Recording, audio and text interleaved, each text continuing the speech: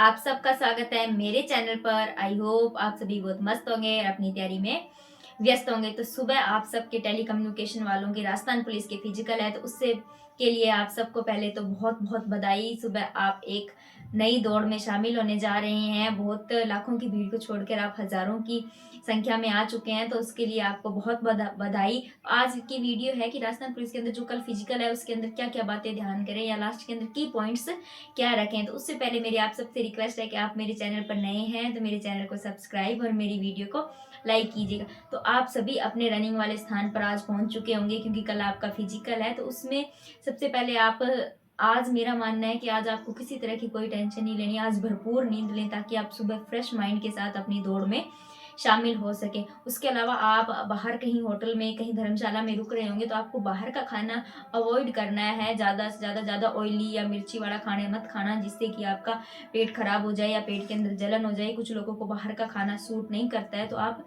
थोड़ा नॉर्मल हल्का फुल्का भोजन लेने की कोशिश करें। उसके अलावा सुबह 4 बजे का उन्होंने टाइम दिया होता है, लेकिन आप थोड़ा जल्दी पहुंचने का ही प्रयास करें क्योंकि 4 बजे से पहले वहां लाइनें बन चुकी होती है। तो आप थोड़ा पहले पहुंचेंगे तो आपका फर्स्ट बैच के अंदर नंबर आ जाएगा।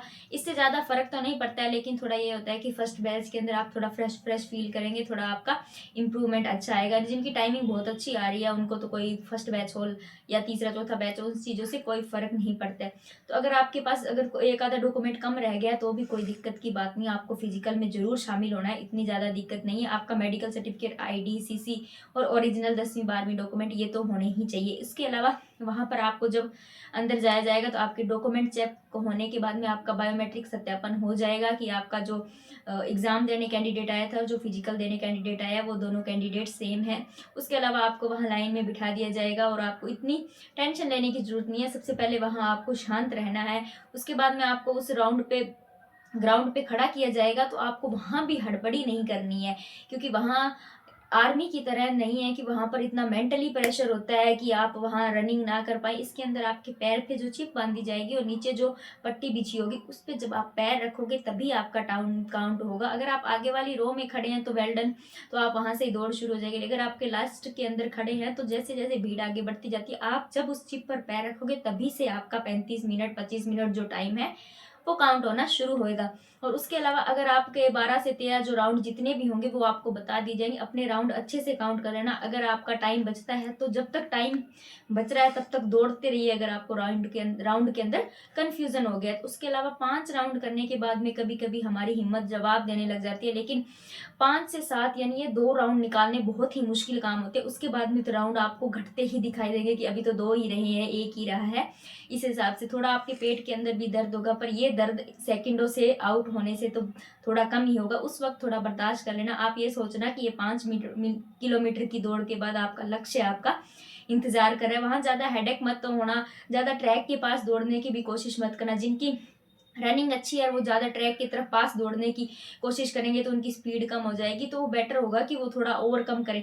और अगर आपकी स्पीड कम है तो आपके आगे जो कैंडिडेट दौड़ रहा है, अगर आपको लगता है कि वो मुझसे बेहतर दौड़ रहा है तो आप उसको मत छोड़िए, उससे आप कदम मिलाकर दौड़ कीजिए।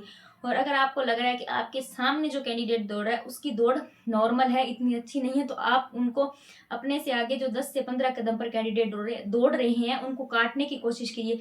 जैसे जैसे आप उनको काटते जाएंगे तो आपकी स्पीड इंप्रूव होती जाएगी। जब तक 35 और 25 मिनट जो भी टाइमिंग है वो होने के बाद में आपको वहां बता दिया जाएगा। और कुछ लोग घड़ी का पूछ रहे हैं तो कुछ आप घड़ी साथ में ले जाइए। अगर घड़ी अलाउ करते हैं तो आप वहां पहन लीजिएगा, अगर नहीं अलाउ करते तो फिर भी वहां आपको टाइम बता दिया जाएगा। उसके अलावा बहुत से लोग खाने पीने का भी पूछ रहे थे, तो अगर आपने खाली पेट रनिंग की है तो आपको खाली पेट ही रनिंग करनी है। आपका टाइमिंग किसी भी समय में आता है। बीच में पानी भी अगर आपने रनिंग जिस हिसाब से की है उसी हिसाब से करना और साथ में आप वहाँ खाना ले जाना। तो रनिंग होने के बाद में जो कैंडिडेट आउट हो जाएगा वो तो जल्दी फ्री हो जाएगा, लेकिन जिनका रनिंग क्लियर हो जाएगी उनको आगे की प्रोसेस के अंदर थोड़ा टाइम लगेगा। उसके अलावा हाइट के अंदर छूट मिलना बहुत ही मुश्किल काम है। हाइट के अंदर 1 आधे सेंटीमीटर का थोड़ा बहुत ऊंच नीच चल जाती है, लेकिन अगर आपकी हाइट ज़्यादा कम है तो नहीं चलेगा। हाँ, वेट और चेस्ट के अंदर थोड़ा छूट मिलने की संभावना रहती है कि आपको थोड़ा टाइम भी दे दिया जाता है, थोड़ी बहुत 1 आधा किलो का चल भी जाता है, लेकिन हाइट के अंदर ये सब नहीं चलता है। एक बार फिर मेरी तरफ से आपको बेस्ट विशेस, घबराना मत, जो लिखा होगा वो होगा, लेकिन आप अपनी मेहनत पूरी जोर के आपके हाथ में रनिंग है, आप रनिंग में फेल मत होना। आगे हाइट के अंदर, चेस्ट के अंदर, वेट के अंदर जो होता है वो देखा जाएगा। आपके हाथ में रनिंग है, उसको क्लियर करना। Thank you for watching and subscribe my channel. Thank you.